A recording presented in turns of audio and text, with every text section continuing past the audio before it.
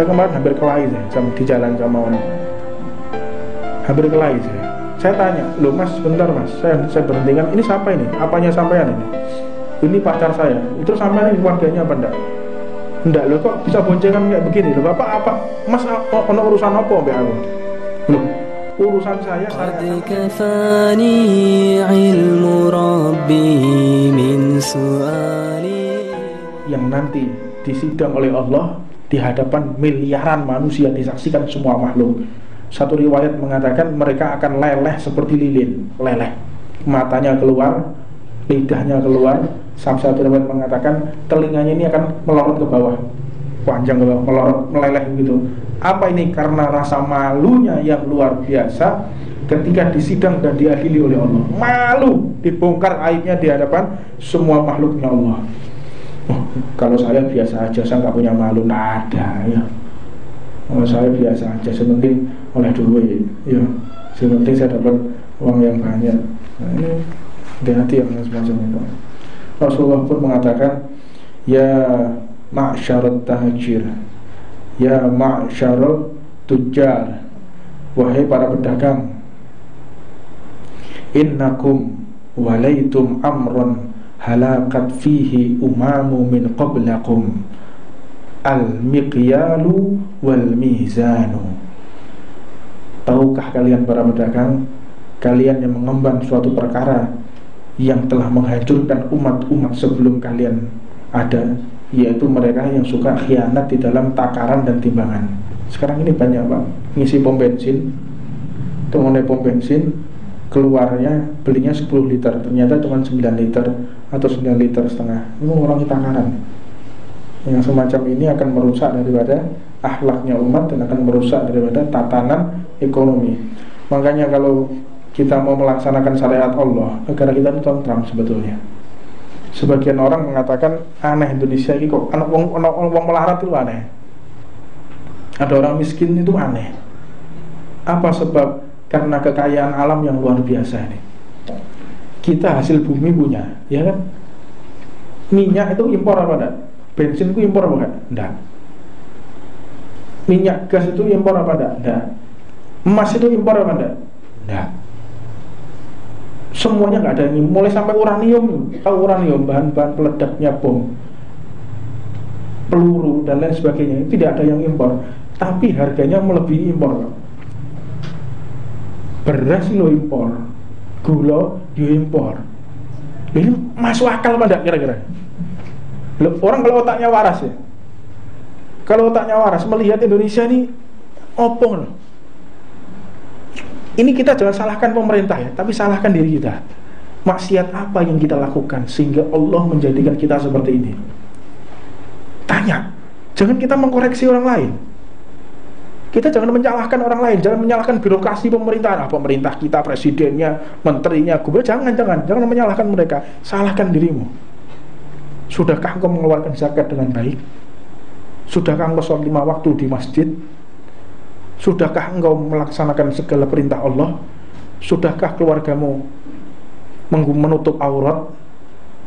Sudahkah engkau melaksanakan segala kewajiban-kewajiban yang telah ditentukan oleh Allah? Jika belum, lalu engkau berharap mendapatkan ketenangan, gak mungkin. Dan tentunya harus disalahkan adalah para ulama di sini, para penceramah, para ulama. Maksiat apa yang kalian biarkan? Maksiat apa yang tidak engkau pedulikan? Engkau lihat anak-anak yang bonceng, ada laki-laki 3, yang tengah perempuan.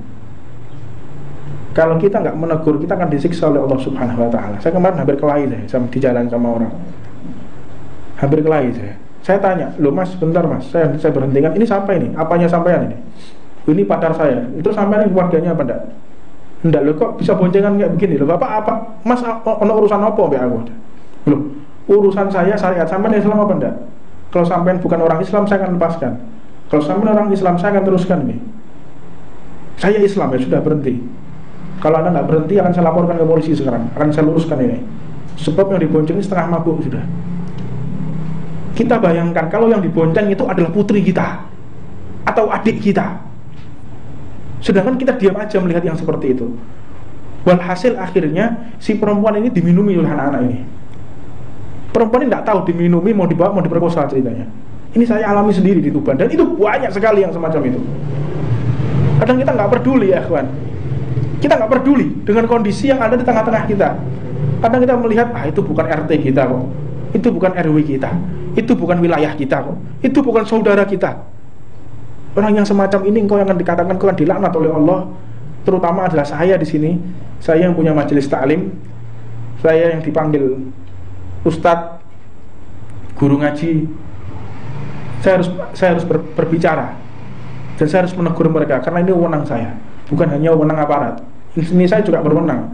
Yang memberikan wewenang adalah Allah Subhanahu wa Ta'ala.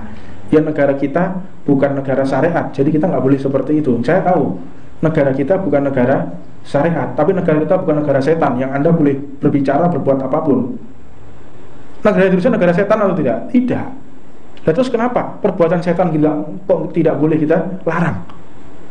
Itu perbuatan zina. Ini yang perlu kita pikirkan ya kawan. Saya sangat tertarik beberapa saat yang lalu di Malaysia ada perkumpulan pengajian yang mereka setiap jam 11 sampai jam setengah 12 hari Jumat keliling ke internet, ke warnet. Itu masuk ke warnet, menghimbau kepada pemuda-pemuda, pemudi-pemudi yang mereka tidak melaksanakan sholat Jumat atau mereka bolos sekolah. Itu pentingnya. Coba Tuban insya Allah dalam waktu dekat mau saya terapkan ya.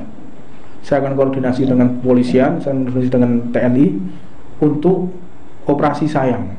Kita masuk ke warnet setiap hari Jumat jam 11. Kita masuk. Kalau sudah mendekati waktu Jumatan, mereka masih di dalam warnet, kita akan keluarkan mereka. Kita akan keluarkan mereka untuk sholat Jumat. Insya Allah dengan seperti ini kota kita semakin diberkahi oleh Allah Subhanahu wa Ta'ala. Tapi kalau membiarkan hal-hal yang semacam ini, itu kan bukan anak kita, bukan urusan kita, bukan tempat usaha kita. Nah, ini penyakit ini. Ini pikiran-pikiran kotor, pikiran-pikiran yang harus dihilangkan dari pikiran kita. Mereka itu saudara kita. Innamal mu'minuna ihwa. Kalau kita tidak memperdulikan mereka, pasti anak-anak kita tidak akan diperdulikan oleh mereka, dan tidak akan diperdulikan oleh Allah Subhanahu wa Ta'ala. Mereka generasi penerus kita, para pemuda-pemuda ini. Dan tentunya penting kita memperhatikan daripada keadaan para pemuda-pemuda kita. Wallahu a'lam. Mudah-mudahan yang sedikit ini ada manfaatnya buat kita semuanya, dapat menambahkan kecintaan kita kepada Allah Subhanahu wa Ta'ala. Dan insya Allah di minggu yang akan datang tetap kita akan membahas masalah menimbun barang atau ikhtikar. Nimbun barang. Uyah saiki larang, dituku kabeh uyahe terus dilebokno jero gudang. Bagaimana hukumnya? Nah, dikatakan innal muhtaqir mal'unun wal jalibu marzuqun. Penimbun barang adalah orang yang dilaknat dan dikutuk oleh Allah Subhanahu wa Ta'ala, dan penyedia barang adalah orang yang dilancarkan rezekinya. Lek dodolan barang mesti ono, lek kita timbun kita akan kaya. Oh, nanti tahun depan, bulan depan harganya garam akan naik sebab musim penghujan. Ditimbun semua sama dia.